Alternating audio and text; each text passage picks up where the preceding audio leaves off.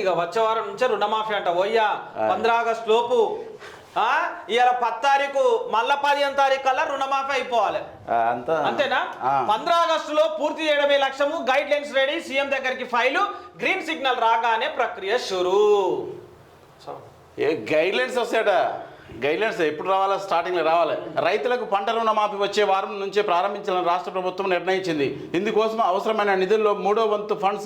ఫండ్ను ఇప్పటికే సమకూర్చుకున్నది క్రాప్ లోన్ల మాఫీకి అవసరమైన గైడ్ లైన్స్ కోసం ప్రతిపాదన కూడా రెడీ అయ్యాయి మంత్రులు ఉన్నతాధికారుల నుంచి సూచనలు సలహాలు తీసుకున్నాకే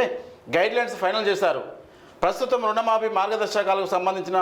ఫైల్ సీఎం దగ్గరికి చేరింది 1-2 రోజుల్లోనే వీటికి ఆమోద ముద్ర వేసిన రిలీజ్ చేయనున్నారు ఆగస్టు 15లోగా 2 లక్షల వరకు పంట రుణాలు మాఫీ చేస్తామని ఇప్పటికే ప్రభుత్వం ప్రకటించింది అందులో భాగంగా పలు దఫాలుగా కొంత మొత్తం చొప్పున నిధులు రిలీజ్ చేస్తూ 15 ఆగస్టు కల్లా రుణమాఫీ ప్రక్రియను క్లోజ్ చేయాలని రాష్ట్ర ప్రభుత్వం ముందుకు సాగుతున్నది దాదాపు 31,000 కోట్ల పంట రుణాలు ఉన్నాయని ప్రభుత్వం ఇప్పటికే ప్రకటించింది అంటే నేషనల్ మీడియాలో ఇప్పటికే 31,000 కోట్ల రూపాయలు 15 ఆగస్టు లోపల తీరుతాం హరీష్ రావు నువ్వు రాజీనామాకు రెడీగా ఉండు నీతో కాదు అని చెప్పేసి ముఖ్యమంత్రి రేవంత్ అన్న సవాల్ విసిరిండు ఇంకో పేపర్లో ఆగస్టు చివరికల్లా చేస్తామని చెప్పారు 15 ఆగస్టే పేపర్ ఇచ్చినేమో కానీ ముఖ్యమంత్రి రేవంత్ అన్న 15 ఆగస్టే అని చెప్పిండు 15 ఆగస్టు లోపు 15 ఆగస్టు సరికల్లా రైతు రుణమాఫీ రాష్ట్రంలో ఉన్నటువంటి రైతులందరికీ కూడా మొత్తం సక్రమంగా చేసి తీరంగానే హరీష్ రావు నువ్వు వెంటనే రాజీనామా చేయి మళ్ళా ఉప ఎన్నిక పెడదామని చెప్పేసి అన్నాడు అయితే 6 గ్యారంటీలతో పాటు రైతు రుణమాఫీని నువ్వు చేస్తే గనుక నేను రాజీనామా చేస్తానని చెప్పేసి హరీష్ రావు చెప్పిండు అయితే దానికి పొంతనలేదు వాళ్ళిద్దరూ రైతు రుణమాఫీ అయినా చేయరు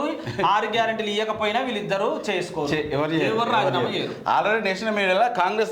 కాంగ్రెస్ నేత సుప్రియ శ్రీనిధి గారు ఆల్రెడీ రుణమాఫీ చేసామని చెప్తుంది ఆమె చేసాం అయిపోయిందని చెప్తుంది నేషనల్ మీడియాలో వచ్చింది కాంగ్రెస్ పరిస్థితి అట్లున్నది నేషనల్ మీడియా మరి ఆ మీడియా అనగానే ఎట్లుండాలి టీమిండియా యుద్ధం ఆపమంటుడు యుద్ధం ఆపండి ఉక్రెయిన్తో యుద్ధానికి ముగింపు పలకాలని ఆ దేశంతో ఉన్న సమస్యలను చర్చల ద్వారా పరిష్కరించుకోవాలని రష్యా ప్రెసిడెంట్ పుతిన్కు ప్రధాని నరేంద్ర మోదీ సూచించారు బాంబుల మోత బుల్లెట్ల వర్షం మధ్య శాంతి చర్చలు సఫలం కావన్నారు వాస్తవమే పుతిన్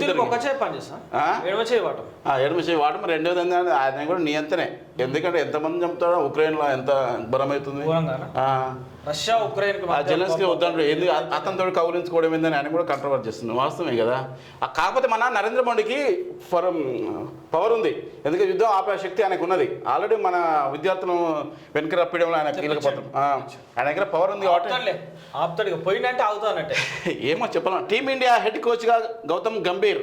ఇండియా హెడ్ కోచ్గా మాజీ ఓపెనర్ గౌతమ్ గంభీర్ నియమితులయ్యారు ఈ నెల 27 నుంచి సొంత గడ్డపై శ్రీలంకతో జరిగే లిమిటెడ్ ఓవర్ల సిరీస్తో గంభీర్ బాధ్యతలు చేపట్టున్నారు ఆయన 3.5 ఏళ్ళు ఈ పదవిలో కొనసాగనున్నారు థ్యాంక్స్ కంగ్రాచులేషన్ ఎందుకంటే team India head coach Rahul Dravid మొన్ననే గౌతమ్ గంభీర్ అవును గౌతమ్ గంభీర్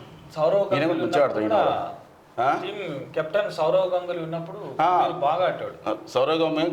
రాహుల్ ద్రావిడ్ సచిన్ వీళ్ళందరూ ఉన్నారు ఈయన కూడా